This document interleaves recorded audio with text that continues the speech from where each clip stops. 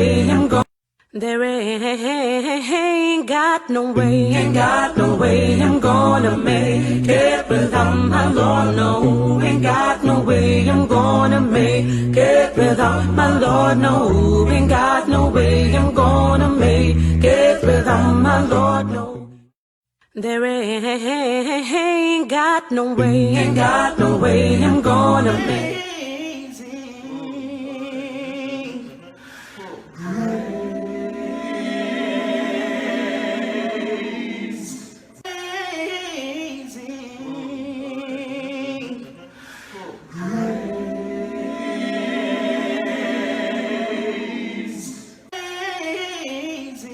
To introduce him by telling you about what Andrew O'Brien does. Now, also, remember, he is here to share his expertise, his knowledge, his information, and his experience.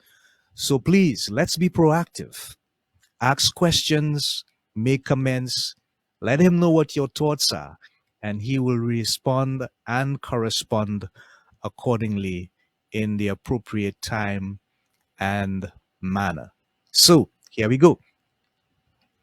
Andrew O'Brien is known as the mind blowing coach, and he's the founder of the Mind Blowing Coach, a business with a sole mission of boldly and authentically partnering with individuals and organizations in eliminating whatever chronic stress is plaguing them so that they can live life with more meaning, purpose, energy, health, and joy. In addition to the offerings available for adults, including virtual and life coaching services, he does individual workshops and group workshops. The Mind Blowing Coach also partners with organizations both in person and virtually that are looking to incorporate impactful health and well-being events through presentations, workshops, classes for their employees, and those that are specifically centered around the topic of stress and stress relief. So, without further ado, let's welcome live in the studio on Breaking Out of Depression, Andrew O'Brien, the mind-blowing coach. Hey! Hello. Hi, Andy. Thanks for having me here. Yeah, Andrew, thanks for being here with us. We appreciate you and we appreciate the opportunity that you are taking to be with us here on Breaking Out of Depression. So let's get right into the meat of the matter. Tell us a bit about Andrew O'Brien, where you came from, how you came to be called a mind-blowing coach, and what made you feel that you had that desire to help people live a better quality of life, especially dealing with chronic stress. Yeah. So where do I begin? From the beginning. From the beginning, yes. And so what I'd like to share in connection with my own journey is that I had always struggled with managing my own stress. I always felt like I was just on a hamster wheel. I couldn't get out of it. I always felt fatigued. I always felt down. I always felt as though like this, it's just heavy, like overwhelmed. And I just felt like I couldn't get out of that cycle. It kind of like ebbed and flowed, of course. It wasn't always a consistent kind of like that, but you know, in reflecting, I'm very much into self-reflection, and what in addition to the science that I've compiled in these 10 ways that we can certainly get into later, one of the biggest pieces of learning that I have uncovered for myself is that, just to kind of put it out there, I'm a gay man, and growing up as a gay kid in a straight community was an experience that interesting. It was an experience that taught me how to protect myself. It was also an experience that taught me how that protection, that self-protection, can also lead to my chronic stress and my burnout. And so if I may share the, like, what do I mean by that self-protectiveness?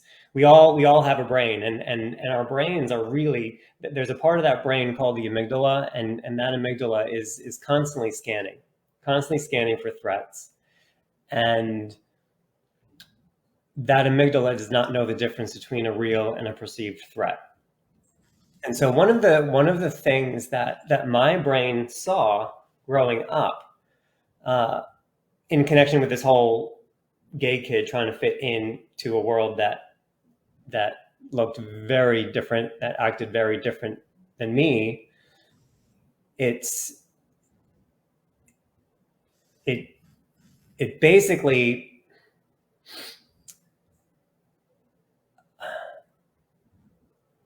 it's a space where I saw one of the most salient things that I saw was on the media a few different times. And what I saw was other gay kids either getting beat up by other people or getting killed by other people. And I don't want to make light of this situation at all as I'm trying to describe my experience. Horrific what I saw. And I'm not taking anything away from that. However, that wasn't happening to me directly. And that's what I mean about the difference between perceived and real threat. So my amygdala in that brain of mine saw what was happening on the media and put me into high gear, put me into self-protective gear. Even though it wasn't directly happening to me, it was telling me, okay, how do I survive? How am I going to survive this? And some of the ways in which it told me to survive was to not be myself, was to hide myself, suppress myself, to keep myself small. And that ultimately in turn to kind of like some experiences of anxiety. I was biting my nails all the time. I actually wet my bed. I'm being very TMI right now, and I hope that's okay with the listeners. But I actually wet my bed for many years. I was pretty old by the time that stopped. My parents were trying to, on both of those ends, were trying to do things to help things out. But at the end of the day, I was hiding myself because that's what my brain was telling me to do. In order to live in this life, I can't be who I am. And so, going back to the teachings, yeah, of course, I can learn how to do that. I can hide myself. One of the ways in which I did that was to, I wasn't super athletic at the time.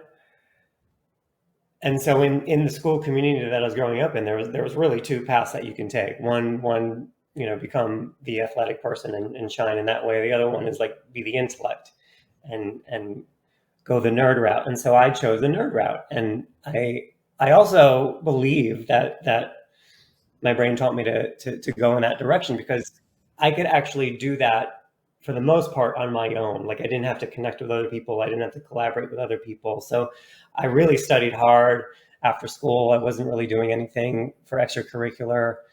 I was just coming home and hitting the books, and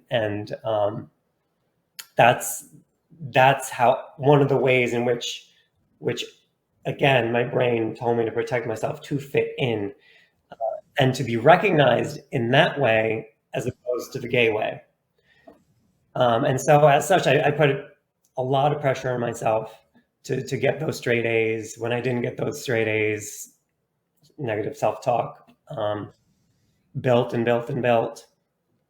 that continued on. That continued on down down in my career, I don't have the feelings anymore. But of course, like I wanted to get into an Ivy League. Didn't happen. And of course, I beat myself up on that end quite a bit. And the college that I went to, phenomenal, very well reputable school. And if you ask me today what I think about education, that's a totally different topic. Like, I don't think that you actually need a degree to be able to shine. But anyway, that was my path, and that's what I told myself that I needed to do. I put a lot of pressure on myself, and it continued into my work, and that's, coupled with, once I was able to kind of get over the nail biting, once I was able to get the bedwetting under control, I then started to experience different physical stress symptoms. And everything from, I don't know if you've ever had an eyelid twitch. That started for me, it was periodic, it was temporary.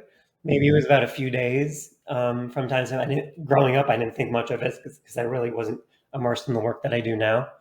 So I was just like going with the flow. I was like, maybe I just need to catch up on more sleep, and it would go away, and it did go away after those few days here and there. But then there was 1 year, literally 1 year, where my eyelid twitched incessantly, and no matter how much sleep I got, no matter how much anything I got, it was just there. So that was, once I put two and two together there, I was like, something's up here. And coupled with, again, TMI, sorry audience, a bout of hemorrhoids, 100% stress symptom, and feeling down. As I worked with a therapist, of course, for a while. And all of these things built and built and built until it came to a point where I just told myself, I'm like, life can't be this.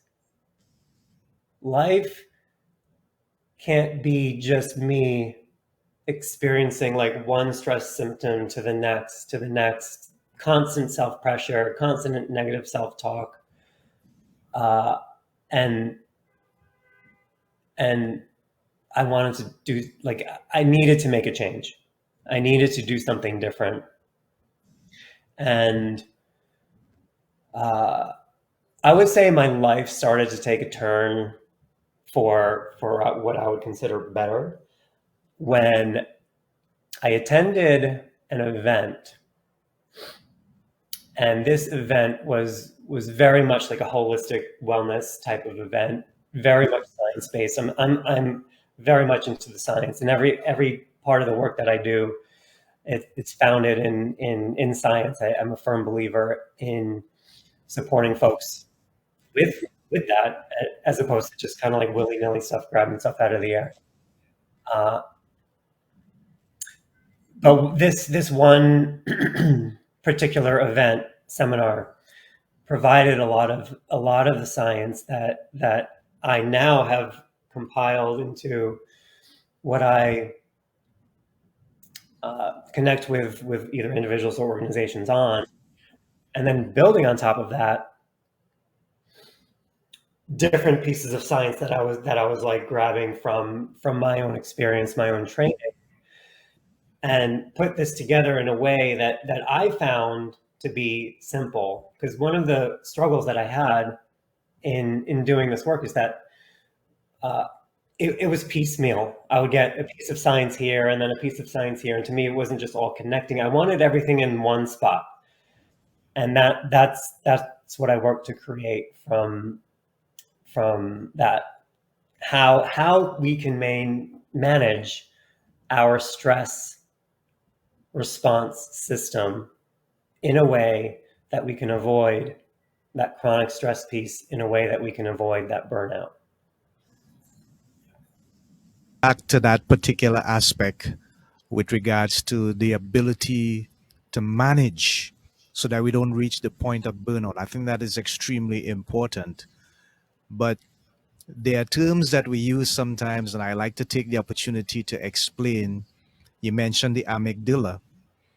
And for folks who may not understand, that particular organ is like an almond shaped nut that resides in our brain, and it helps us to decide whether we want to run, freeze, or fight when we are faced with a situation that brings a certain level of not just stress but threat to our safety and well-being. So I just thought I'd just get that out of the way. The Hmm. other thing that I observe out of what you're saying, Andrew, and you could correct me if I'm wrong, is that it seems as though there are times when you could be experiencing symptoms of stress that could lead to withdrawal, but you may not know it because you lack the knowledge, you lack the necessary scientific information. Hmm. And sometimes that could be itself stressful, just knowing that you're feeling these things and you're trying to figure out, okay, so where they're coming from.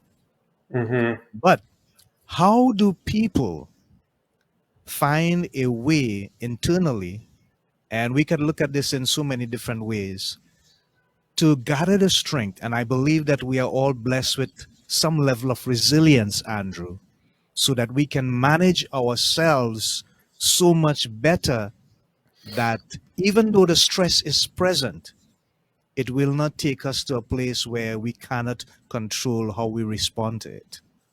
Yeah.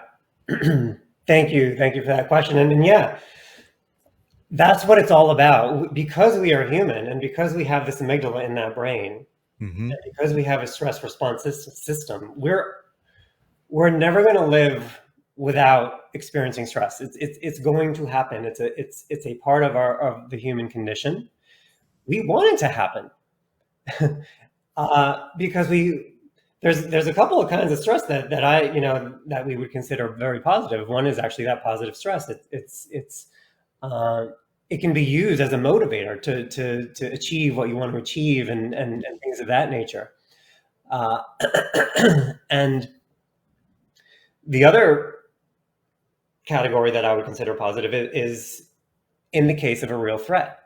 In the case of a real threat, we want our brains to tell us what to do, to your exact point.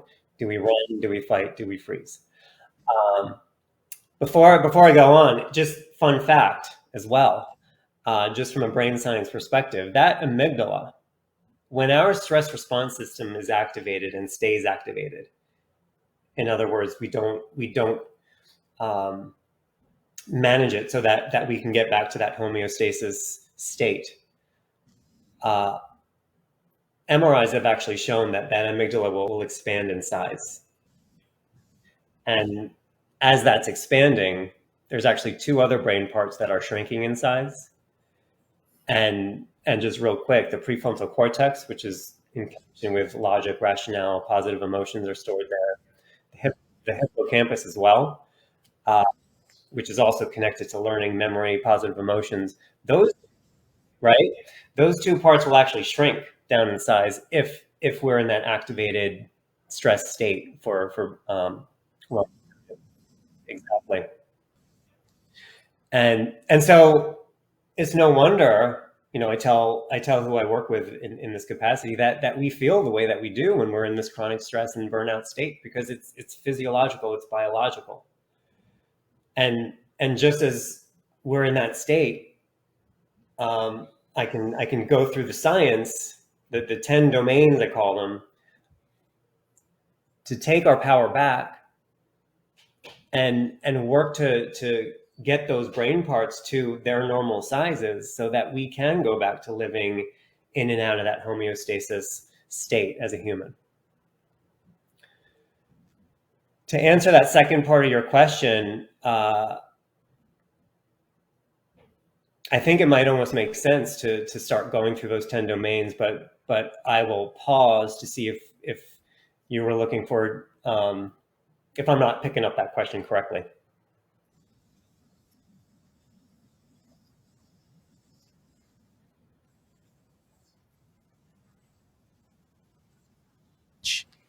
Ourselves, so that, as I said before, even though the chronic stress is present. And in addition to that, it may not be exactly as chronic as we think. Mm. It can be deceptive. I know that from personal experience.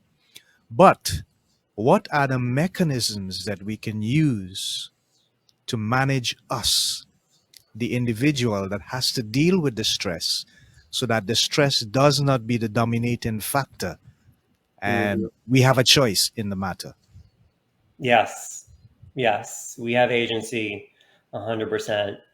And I also just want to before before going into it, what I love to the foundation that I like to lay before getting into this is the foundation of self-compassion. Mm-hmm. I say that self-compassion piece because if any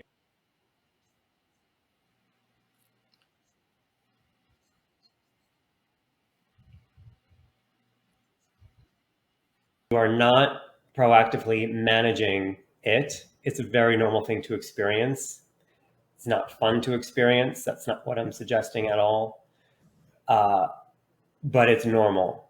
And hopefully my goal in being here tonight is to enable you to walk away with something that you might not have known before, as a way to take a step forward in taking that power back and learning how to manage our stress response more proactively. Because let's face it, we are in a much different state of being, culture, politics, economics, religion, you name it, you have it. We're in a much different space today than we were during the cave people times. And the folks during the cave people times did not have to proactively manage their stress response, because what they experienced from that real threat perspective was far and few between, and they had an opportunity to get back to homeostasis just organically, naturally. Our brains have not yet evolved to keep up with the influx of information that we're exposed to, and as such, a lot of that information, mind you, is negative. Our brains are going to see it as negative, uh, and it goes back to that real person versus perceived threat, and the amygdala is just like taking everything in because it doesn't know the difference between real and perceived, and so from that perspective, again, that self-compassion piece, we are in a much different state, and this becoming proactive about our managing our stress is becoming more key and more critical, so that we can live life with more purpose and more energy and more meaning. And that's what it's all about. So yeah, so now I could get into the 10 domains. I could talk about this stuff forever. So just cut me off if I'm ever like talking way too long. Well, here's what you can do, Andrew. You Yeah. can look at the first two, Yeah. and then I have something that I want to show you, and you can do some commentary on it. Okay. Yeah. Absolutely. All Yeah. right. So I'll start with the first two. I'll stop at the end of the second one. Mm-hmm. Just also a disclaimer, a preface here. The order in which I go, there's no order of importance to these 10 categories. They're all equally as important. It's all about optimization, no state of perfection. As a recovering perfectionist, there's no state of perfection as it relates to these 10 domains. It's all about optimization, and there's not one more that's important to the next. The other piece that I want to share is that all of these 10 domains apply to us all as humans.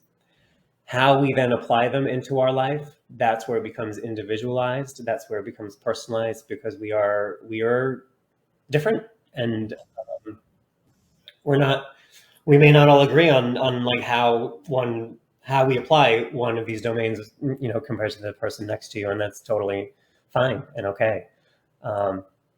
So Domain number one. It's all about that oxygen, folks. Breathing. And not just breathing. Breathing deeply is that operative word there. Breathing deeply, consistently, regularly. I'm throwing myself into this category of people who I guarantee you lose the sight of that day in and day out.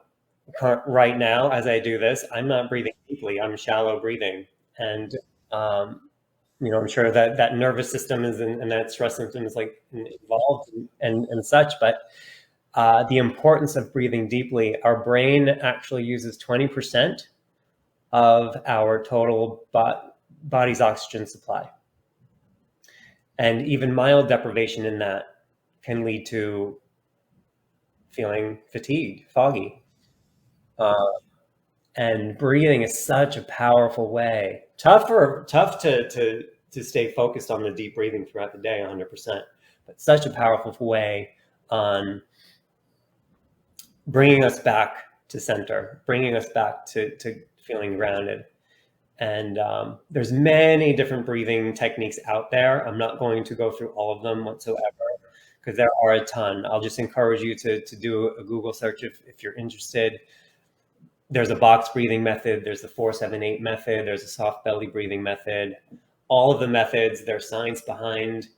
And it's really just finding out what method works for you. And the only thing that I will recommend, if this is something that you think is an area of opportunity for you, is to, on each of these deep inhales, to see if we can bring those inhales down to the bottoms of our bellies each time. Diaphragm level. The other option, and I work when I kind of lead these with different groups, I also invite folks to experiment with bringing those inhales like up to your brains, as in fueling that brain, because we know that the brain is craving that oxygen.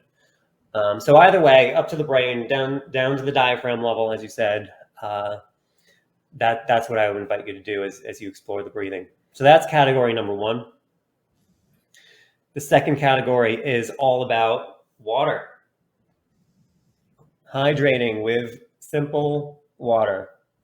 And the brain, if you're not aware, is 80% water, which is very significant. And even mild deprivation can lead, again, to that feeling foggy, low, tired.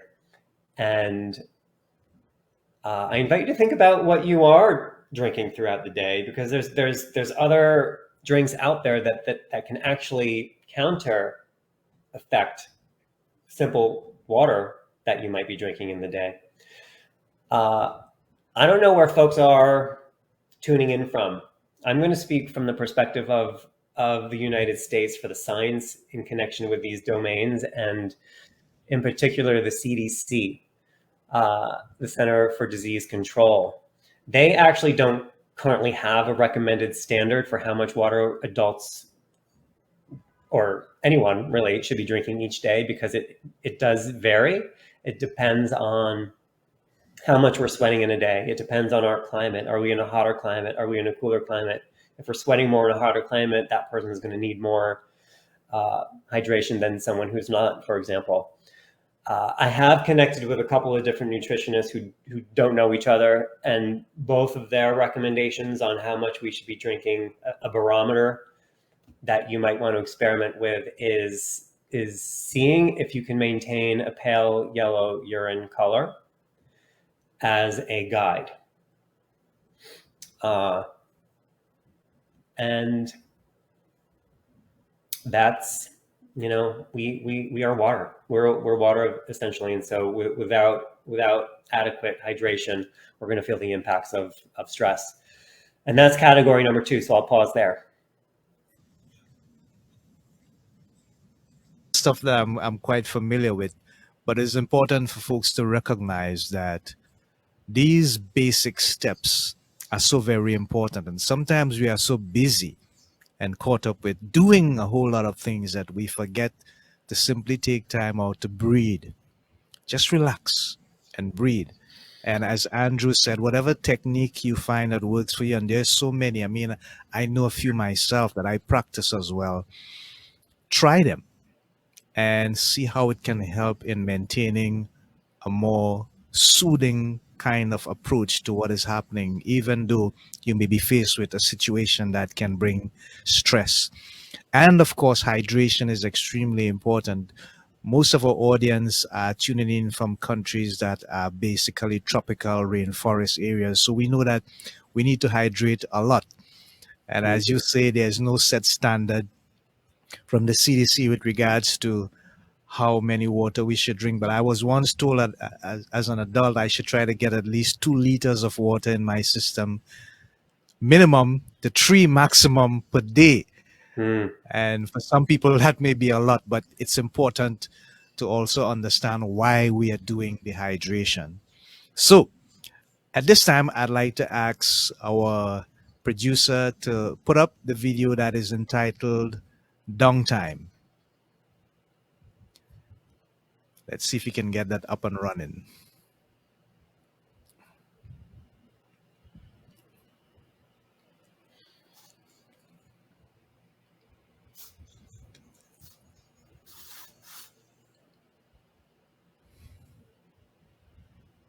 Dexter, do you have it? Downtime?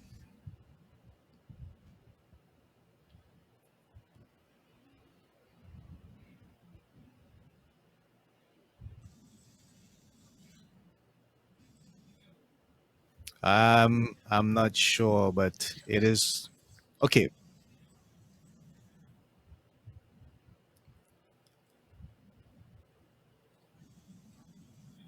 All right.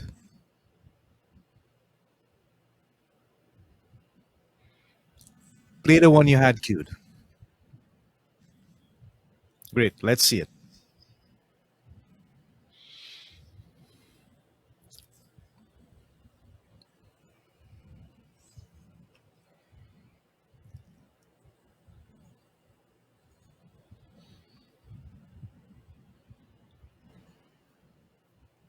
Happy Wellness Wednesday, y'all. It is me popping in here with another little tip for you.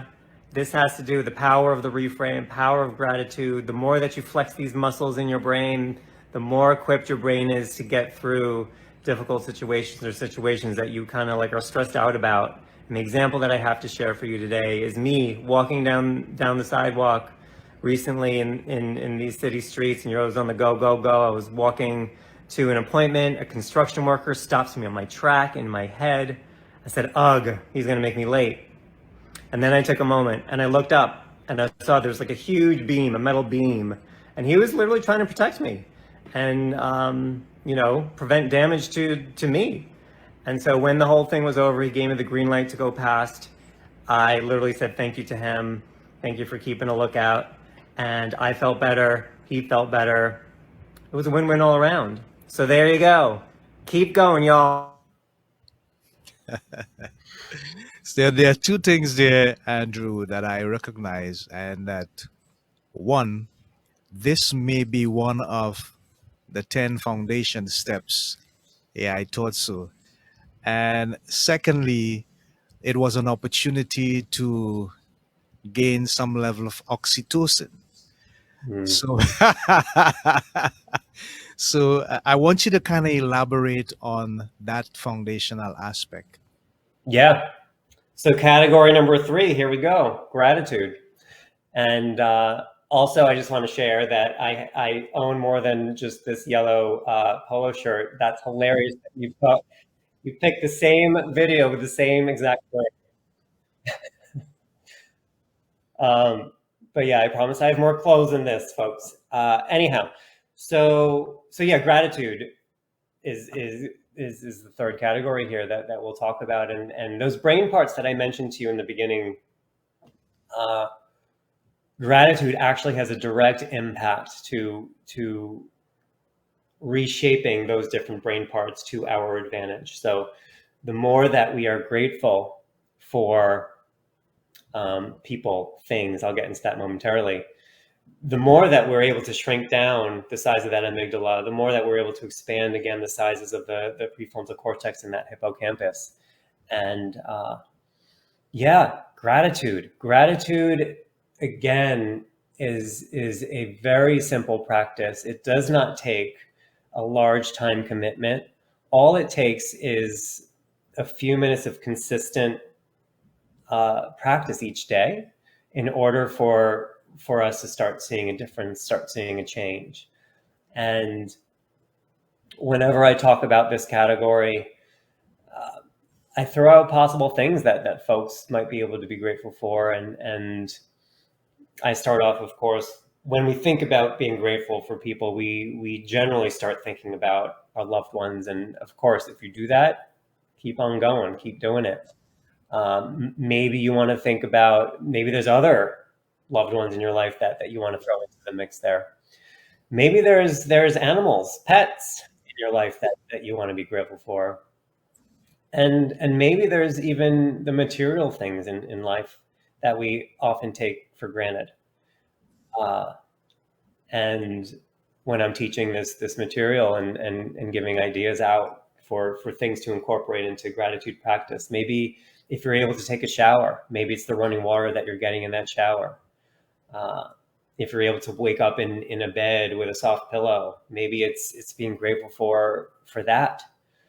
If you have a refrigerator in your home, maybe being grateful for the electricity that's maintaining that and the food that you're able to keep in that refrigerator. So the material things in life. I mentioned the shirt. You saw it before, you're seeing it now. I love the color yellow, and maybe it's a color out there that you do love, that you're grateful for. And then I end by saying maybe it's being grateful and pulling things out from within yourself. So maybe it's a personality trait or a skill or a strength that you have, your gift, the gift that you bring to this world. Maybe it's something like that you want to incorporate into your gratitude practice. From a timing perspective, doesn't matter the time of day in which you might start doing this. I did work with a physician who's very much involved in resilience. I've trained with him, and he actually recommends doing this basically right when you wake up. And the two reasons that he says that is one, where when we wake up, we're generally in that brain frequency state where we're more open to expanding our mind in a way. And number two, it just, in his mind, it sets us up for, in that frame of mind for the day. So whatever might come at us later that day, we're grounded in that gratitude practice. That's his recommendation, but he also says there's no science behind that. That's just, even if you're timing wise, you prefer to do this on your way to sleep, amazing. If the afternoon's the only opportunity for you, amazing. As long as you're doing it, the consistency is the name of the game there. So I'm looking at a situation where we have a simple challenge, Andrew, and someone has to make certain adjustments. Let's say, for example, you have to move from one city to the next, or you have to change jobs because you got laid off or you got fired. And I guess I'm going back to a situation where after the pandemic, we had so much fallouts, so much changes that were forced upon us that we didn't ordinarily wanted to make. And there were so many different levels of stress that people went through, and so many different areas of adjustments that had to be made. How would you advise someone if that change becomes something that they have to do but they're not comfortable with? Moving to a next city, taking another job, or choosing a different career than one that they have been doing, let's say, for 15 years. How would you advise them to deal with that stressful situation? Yeah, very real stuff. Very real stuff. And so the one category that I'd like to focus on here, because I think it really touches upon this particular category, but it's truly from a scientific perspective. If we are optimizing all of these domains, we're going to be in a better position to manage those types of situations. The more that we do this work, the more resilient we're going to become. That's foundational. But I guess the next category that's most applicable to that scenario, or to those scenarios, is what I call connection. And when I talk about connection, I'm talking about three different things. So the three different prongs in this category. One, of course, is connecting with other people, to other people. Healthy connection. We are human and we are social creatures, and our brain craves that connecting with people who we can love and trust. But there's two other prongs that I highlight here that I think goes neglected oftentimes. One of them is connecting to ourselves. And what do I mean by that? Connecting to, this is where that mindset piece comes in. And it's connecting to what's important to you. What are your values?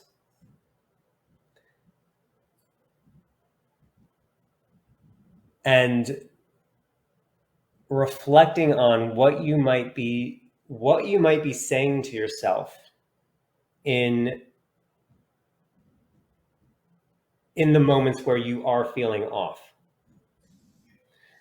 And what can happen is that as I mentioned before, our brains have not yet evolved to kind of keep up with the demand of information. So what our brains are doing are truly trying to be as efficient as possible. And so our current mindset consists of the 5% of awareness, conscious awareness that we have, and then the rest of what we do, our habits, our thoughts, our beliefs. That's truly subconscious, and that's in the 95% of our brain, and that's in an effort for our brain to kind of keep everything moving, going. But what happens, and what can happen, is that we find ourselves in situations where we are feeling off because we're not connected, and we might be making decisions and taking actions in connection with an outdated mindset. And so are we making decisions? Are we taking actions for other people? Or are we taking actions for ourselves? And I don't say that selfishly. Whenever I get here, it's just like, it's so cliche, but it's truly like, if you've ever flown, every time in the airplane, the recording is, you got to put on that oxygen mask before you can help anyone else, because if you're depleted, you're not going to be able to help anyone else. And so it's not a selfish thing. You're actually selfless, because you're thinking about what's going to fuel yourself, so that you can then continue to serve other people in the way that you do. So you can continue to be there for other people. So I think it's a very selfless act to be able to fuel your bucket. And then that third prong under connection is connecting to your physical environment. And so if you are moving to that different city, and that's a foreign city to you, if this is a city that you don't particularly like and you don't want to be there, I invite you to think about ways in which, wherever you land, whatever home you create for yourself there, how might you be able to create an environment that is representative of what you do like? And I'll throw down an example. I live in New York City, and it's a city that I have a love-hate relationship with. And on the hate side of the house, like I'm a beach person, right? And so I've created an apartment in New York City. I call it Beach Vibes in New York City, and it's a way for me to come home, feel like I can just like ground myself again, refuel myself again, chill, relax, recharge. So I invite you to think about what you might be able to do from an environmental perspective to represent your space in the way that does represent you in the way that you want. Just another fun fact about the brain: our brain does not know the difference between like real and fake. And so you might have heard visualization exercises. That's exactly why we do these visualization exercises, because when we're in that mode, our brain actually doesn't know the difference when we're in that moment thinking about what we might be doing in the future when we're not actually there yet. So yeah.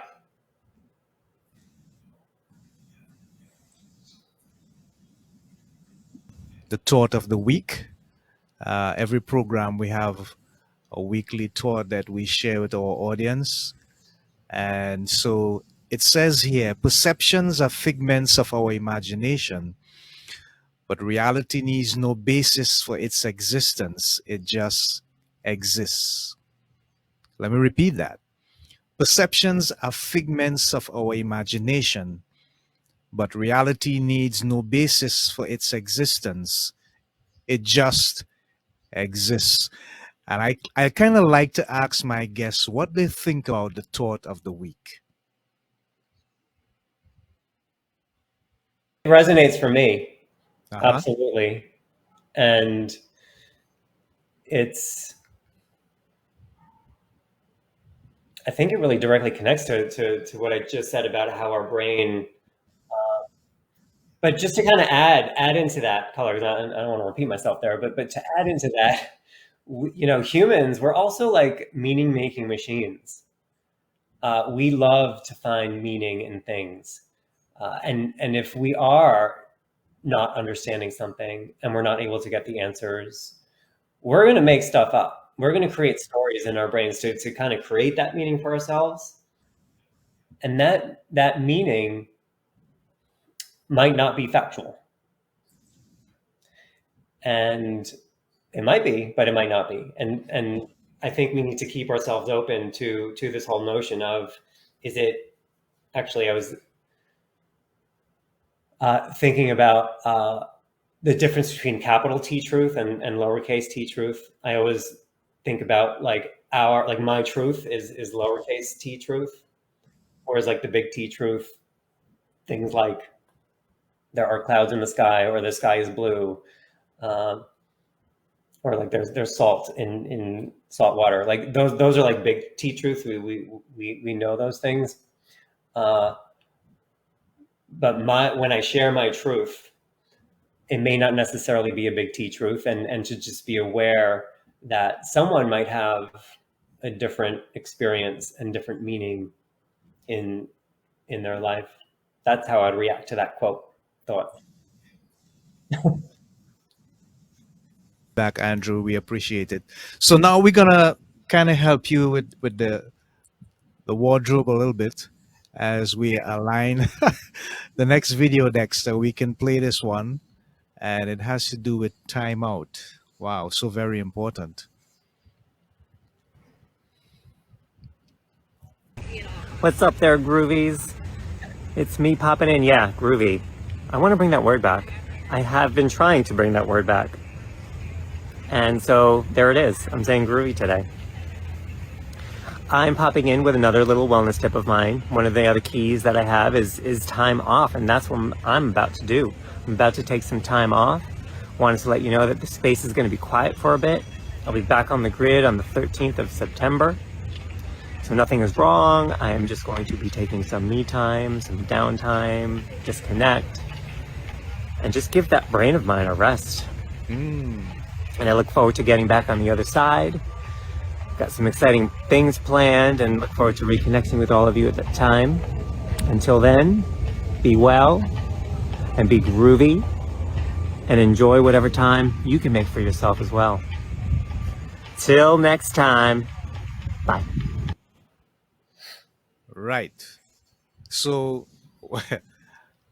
I was looking at a quote by Deepak Chopra, and he said quite conclusively that many a times we find ourselves burnt out because we behave as human doers and not human being.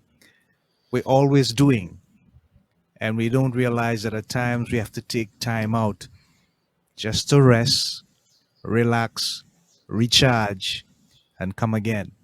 How important, how critical is that to the entire process of dealing with chronic stress? I would say paramount because it is the fifth category, There you go. There and you go. Yeah, you yeah. set me up there, and thank you for highlighting a different shirt. I appreciate That's it. right. That's right. Rest or downtime, time off, however we want to call it, Mm-hmm. super, super, super important. And just to kind of share some quick science with you on this end is that research now shows that on average, our human brain, so our brain is not a muscle, as you may know, and unlike muscles in our bodies, so like if you're leg muscles, if you're going out for a little jog or something, or doing something with your arms, your muscles tell you in real time, or tells the brain in real time, I'm tired, I want to take a break. Because our brain is not a muscle, and because our brain is an organ, our brain actually doesn't tell itself, hang on a minute, I'm feeling tired, until it's too late. Generally speaking, when it's too late, we're just like, oh my God, I need to just like veg on the couch for hours and just crash. But the research does show that on average, it takes around approximately 90 minutes for the brain to start to fatigue after focused activity. So focused activity, 90 minutes, the brain will start to fatigue. On average, it could be sooner if the activity is more intense. And it could be longer than that as well if it's not like that much of an intense activity. And so knowing that and knowing how crazy people's lives have become and insanely busy people's lives have become, the recommendation that I have is to see how you might be able to incorporate, sprinkle in throughout the day. Again, not a lot of time is needed, a few minutes, 5 minutes, just to kind of distract your brain from what it's doing. Ideally, when you distract yourself, you're thinking about something uplifting, something positive. Maybe you're looking in your camera phone, your camera roll to see a loved one, or think about a loved one, or a vacation spot, or anything. Maybe you're listening to a song that you really love to distract yourself. There's so many different ways and methods. But the idea is to sprinkle out a few minutes throughout the day so that you can maintain that focus and you don't have to experience that fatigue before it's too late, if that makes sense. And yeah, that's really the science behind the rest and why it's so important for us. And to completely agree with Deepak on that. That it resonated with me, and it was very interesting that the manner in which he said it, because it's easy to get caught up in thinking I have to do this, I have to go there, I have to get this done, I have to meet this person, I have to be here on time, and it's just rush, do. Yeah. But there comes a time when your entire system could say, hey, we can, we just can't keep up with this speed. We need to, it could crash, as you say. So Yeah. it is important that we arrange our lives in such a way that we take time out for ourselves, me time, as you rightfully say, because you are the most priceless and important individual in your life.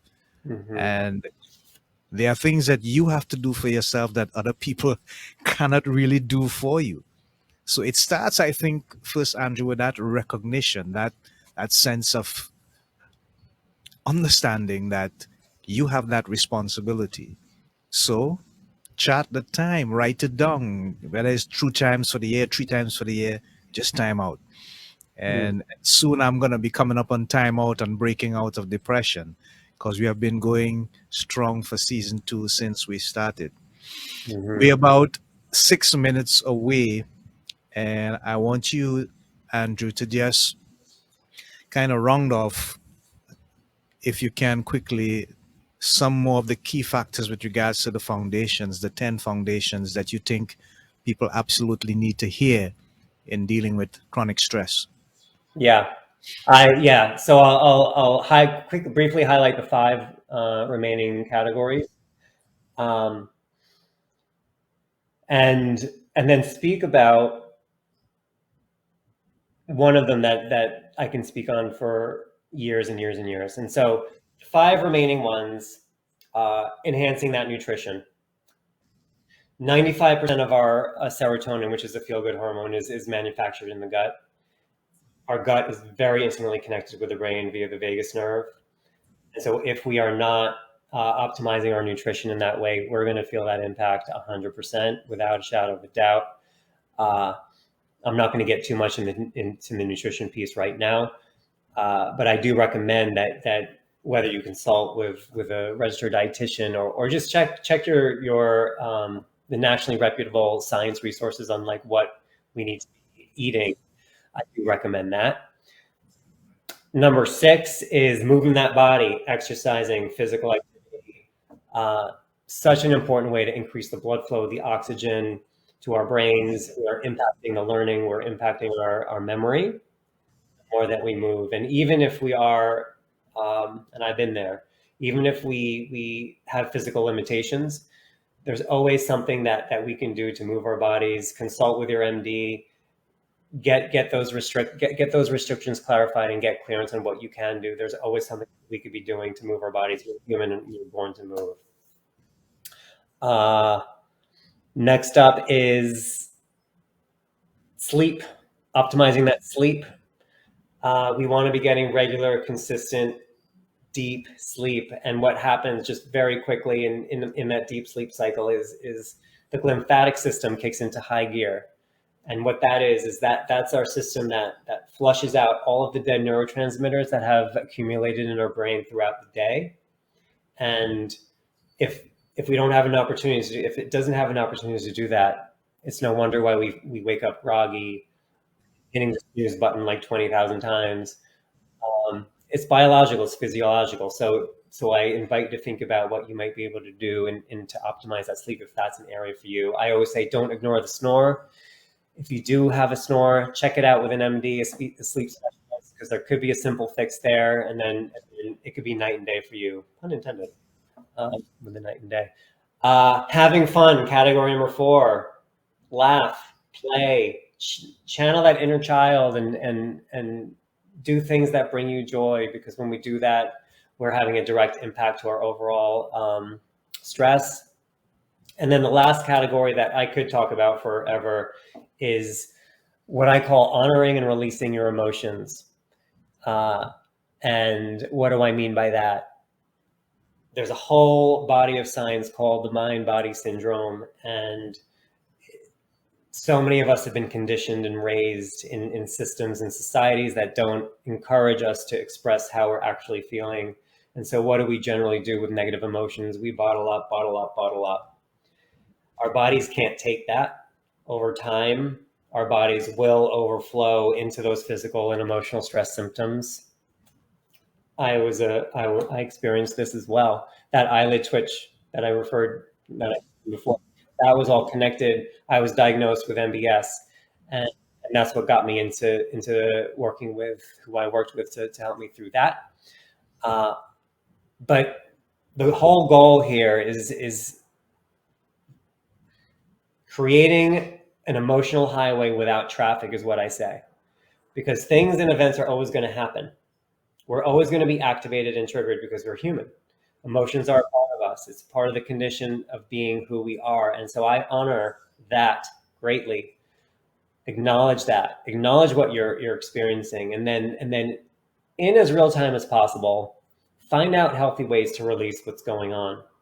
Whether you are talking to someone, whether you are journaling, whether you are singing, whether you're going out for a walk in nature, whether I've had a client who talked to a tree, and that person told me that helped me get it out of your system. So it's to just clear the path to make it trafficless, as they call it. There's a lot more in that category, but I know we're approaching time, and just in that particular category, I do want to just underscore, it can be really scary to confront these emotions, and I just I'm sending you that compassion your way. I promise you, if you start to do this work, you're going to feel a lot more light. You're going to feel a lot more release in your systems, in your bodies. Thank you, Andrew. You have been very informative and engaging. So much information, so much knowledge, so much nuggets. And you have heard it right here on Breaking Out of Depression, folks. We thank Andrew for his commitment and his time and his expertise. We're about to wrap up, but I want to again remind you of the thought for the week, and just to bring you up to speed on our guests for the next episode of Breaking Out of Depression. So, Dexter, let's just run this thought of the week one more time quickly as we come to the conclusion of the episode. I want folks to see it. And it says, perceptions are figments of our imagination, but reality needs no basis for its existence. It just exists. And if I can just show us briefly a picture of our next guest, I can just share with us briefly. And her name is Dr. Kelly Bonhoff. And she's going to be coming on our next program. She has 35 years of experience as a registered nurse, licensed marriage and family therapist, and co-founder of Josephine's Clinic, a nonprofit serving those who have experienced human trafficking, violence, and she unveils her own spiritual awakening in a new book entitled What's Going On with My Family, a roadmap to healing trauma, unlocking your hidden power, and remembering what is sacred. So look for that on our next episode of Breaking Out of Depression. Dr. Kelly Bonhoff, our next guest.